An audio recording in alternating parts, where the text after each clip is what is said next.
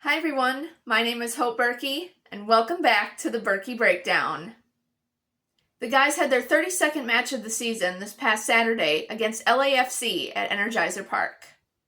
The starting 11 for this match was Roman Bürki, Conrad Vollum, Timo Baumgartel, Falu Fall, Devin Padelford, Chris Durkin, Adu, Brendan McSorley, Cello, Sungbin Jong, and Klaus. In about the second or third minute, City had a good attacking moment as they made a fast break, and Klaus made a cool spin move to get around defenders and make a pass to Sungbin Jong. LAFC's goalkeeper Hugo Lloris got to the ball before Sungbin did, and they ended up colliding. Sungbin was shown a yellow card, and Lloris was checked out by the athletic trainers, but thankfully both of them were okay. The match restarted in the 5th minute, and LAFC made a fast break into City's end and took a shot, but thankfully they didn't score.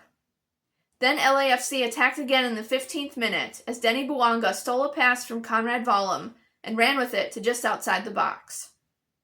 Bouanga took a shot and put it into the back of the net to Roman's right, just out of his reach, putting LAFC on top 1-0. LAFC had a very close chance in the 19th minute as Sun Hung Min took off with the ball to the 18-yard line and made a pass to a teammate. That teammate took a shot from the corner of the 18-yard box, but thankfully it hit the crossbar. LAFC tried again in the 20th minute as Andrew Moran received a pass and then made a pass to Denny Bouanga. Bouanga took a long shot from outside the penalty arc, but Roman denied him by leaping and getting fingertips on it to tip it over the crossbar. This gave LAFC a corner kick, which was taken by Sun Hung Min in the 21st minute. The ball was headed out to the penalty arc, and it bounced to Mathieu Chouanier, who took a shot from just outside the penalty arc, but Roman jumped and caught it. Then City had a chance on a throw-in in the 25th minute. The ball bounced around in the box, and Cello kicked it to Klaus, and Klaus headed it to Sungbin Jong. Sungbin took a shot, but it was saved by Lloris. Then LAFC made another fast break in the 26th minute, but Roman shut it down by making the save again. A few minutes after that, Sungbin Jong and an LAFC player were fighting for the ball near the halfway line, and that LAFC player tackled Sungbin by grabbing him around his neck. There was no card shown to that player, and thankfully Sungbin was alright. City had another chance off of a header from Brendan McSorley in the box in the 37th minute, but unfortunately couldn't make anything of it.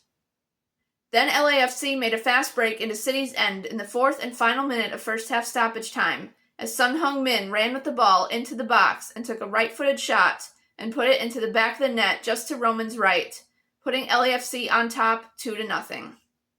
Roman almost saved that goal, but it was just out of his reach. Soon after that, the halftime whistle blew, and City went into halftime down by 2 goals. Moving on to the second half, LAFC created a close chance in the 54th minute, as Andrew Moran made a pass to Sun Hung Min in the box. Sun took a shot, but it went just wide of the far post. They attacked again in the 57th minute as Sun took off with the ball into City's end, got to the penalty arc, and passed to a teammate in the box. That teammate made a cross pass to Denny Bouanga, who shot it into the back of the net from the 6-yard line, but the ref called the goal back because one of the LAFC players in that attack was in an offside position. City made their first substitutions in the 58th minute, as Alfredo Morales came in for Chris Durkin, and Thomas Totlin came in for Conrad Vollum. LAFC tried yet again in the 60th minute, as Mark Delgado took off with the ball into City's end and made a pass to Sun at the penalty arc. Sun made a quick pass into the box to Artem Smolyakov, who passed it right back to Sun. Sun took a shot from about the 18-yard line and slotted it into the lower portion of the back of the net, tripling LAFC's lead 3-0. City made 2 more substitutions in the 65th minute, as Celio Pompeu came in for Brendan McSorley, and Mackay Joyner came in for Sanbing Jong. Again, LAFC was on the attack in the 67th minute as Denny Bouanga made a pass to Mark Delgado at the penalty arc.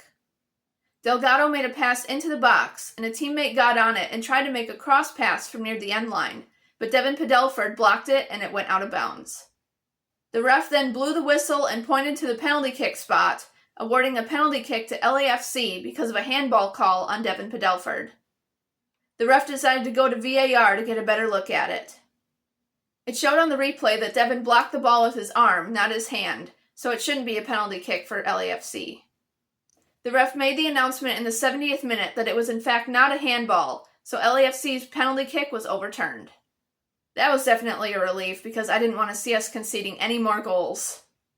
City made their final substitution in the 74th minute as Kyle Hebert came in for Fallu Fall. Then City had a great attacking moment in the 77th minute as Adu made a pass to Celio, who took off with the ball into LAFC's end. Celio made a pass to Klaus in the box, and Klaus took a shot from about the 6-yard line and slotted it home. Unfortunately, the score would stay 3-0 LAFC because the goal was called back due to Celio or Klaus being in an offside position. That was definitely disappointing. Not much happened for the rest of regular play, but then 11 minutes of stoppage time was added. City had one final good chance in the 8th minute of stoppage time as Devin Padelford threw the ball into the box. Kyle Hebert got ahead to it and headed it to Mackay Joyner, who bicycle kicked it toward the goal, but it unfortunately went wide.